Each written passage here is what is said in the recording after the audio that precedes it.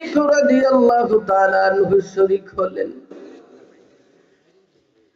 এই জরাদ নামে ব্যক্তির জানাজায় যখন শরীক হলেন, জানাজার নামাজ শেষ করে দাফন কাফন শেষ করেছেন, এমন সময় দেখা যায় দূর থেকে একজন বৃদ্ধ মহিলা আমাকে সে পাগল বেশে কাঁদতে কাঁদতে সেখানে হাজির হয়ে আবু বকর সিদ্দিক রাদিয়াল্লাহু তাআলা আনহুর কাছে এসে বলে, হুজুর, আপনারা যার দাফন কাফন করেছেন, জানাজার নামাজ পড়েছেন, ওই ছেলেটা আমার ছেলেটা মারা যাওয়ার পরে আমি দেখি নাই। দয়া করে যদি আমার ছেলেটাকে একটু দেখাইতে, জুড়ে জুড়ে বলি সুবহানাল্লাহ।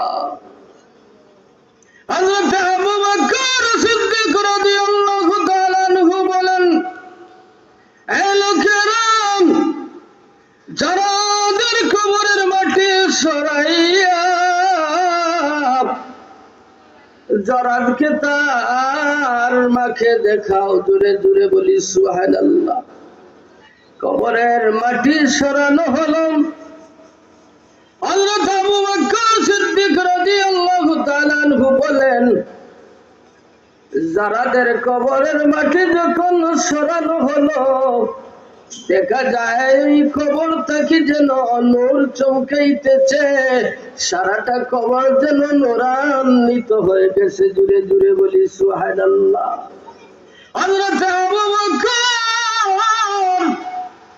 লোকদেরকে ডেকে ডেকে যারাদের আমল সম্বন্ধে জিজ্ঞাসা করেন, বাইরে রে তোমরা বলো, ওই যারাদের কেমন আমল ছিল? যারাদের ভালো আমলের সাক্ষী কেউ দিতে পারে না, যারা যে কেমন ভালো আমল করেছে কেউ বলতে পারে না, এমন কোন ভালো আমল তাদের জানা নেই। কিন্তু আবু বকর সিদ্দিক রাদিয়াল্লাহু তাআলা আনহু মানতে পারেন না যে যারা কি আমল করেছে তার কবর এত নূরান্বিত হয়েছে, এত আলোকিত হয়েছে। এই চিন্তা করতে করতে আবু বকর বাড়িতে চলে গেলেন। চিন্তা করতে করতে রাত্রি বেলায় ঘুমিয়ে গেলেন। ঘুমের মধ্যে তামাম জাহানের সরদার রাহমাতাল লিল আলামিন মুহাম্মদুর রাসূলুল্লাহ সাল্লাল্লাহু আলাইহি ওয়াসাল্লামের সাথে হযরত আবু বকর সিদ্দিক রাদিয়াল্লাহু তাআলা আনহুর দেখা হয়। জুড়ে জুড়ে বলি সুবহানাল্লাহ। আমার নবীজি ডাক মারলেন,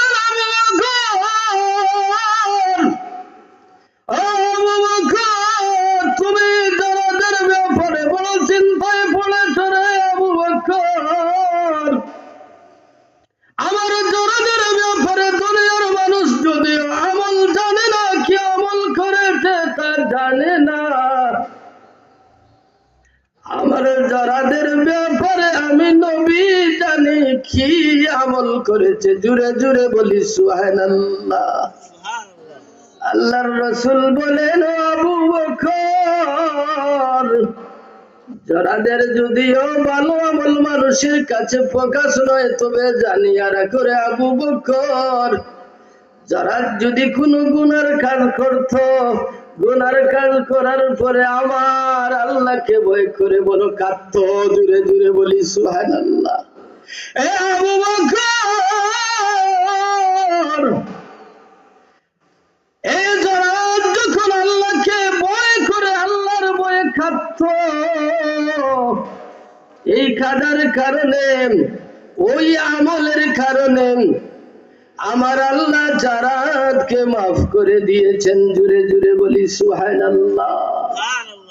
এজন্য আমার আল্লাহ বলেন, ইয়া আইয়ুহাল্লাযীনা আমানুত্তাকুল্লাহ, হে ঈমানদারেরা, হে মুমিনেরা, আমি আল্লাহকে ভয় করো, আমি আল্লাহকে ডরাও।